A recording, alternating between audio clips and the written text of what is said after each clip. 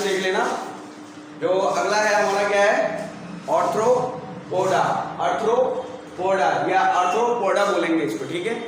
अब ये हमारे जंतु जगत का सबसे बड़ा समूह है। कौन सा समूह है? सबसे बड़ा। पहला पॉइंट इसमें लिखा हुआ है क्या, आर्थ्रोपोडा जंतु जगत का सबसे बड़ा संघ या समूह है।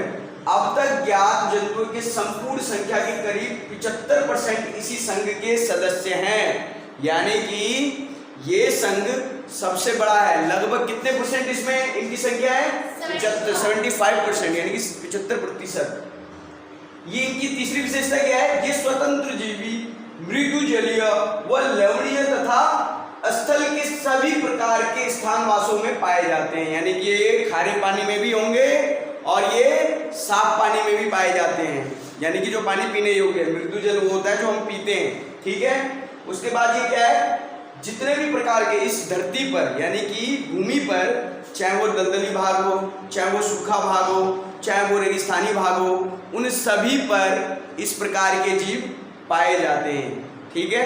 चौथा इसका पॉइंट है, इनका शरीर द्वि पार्श्व तथा खंडित होता है। इनका शरीर द्वि पार्श्व यानी कि दो बराबर समान भागों में बटा रहता है, ठीक है।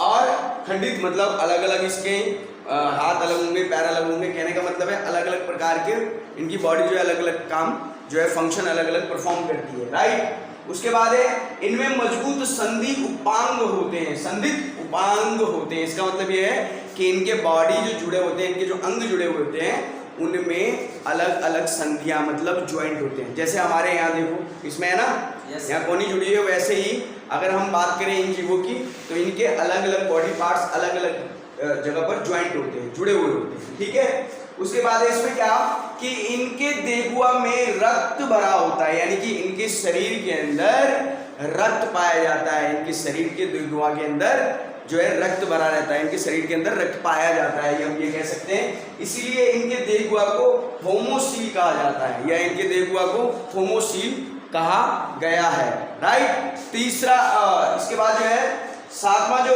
पॉइंट है वो है आहार नाल पूर्ण तथा मुखांग होते हैं। मतलब इनके अंदर पूर्ण रूप से जो फूड नली जो होता है वो पूरी तरीके से विकसित होता है। साथ ही मुखांग का मतलब इनके अंदर मुख होते हैं। जैसे हमारे मुख के अंदर क्या है, हमारे मुख के अंदर जीभ है, हमारे मुख के अंदर दांत है ना।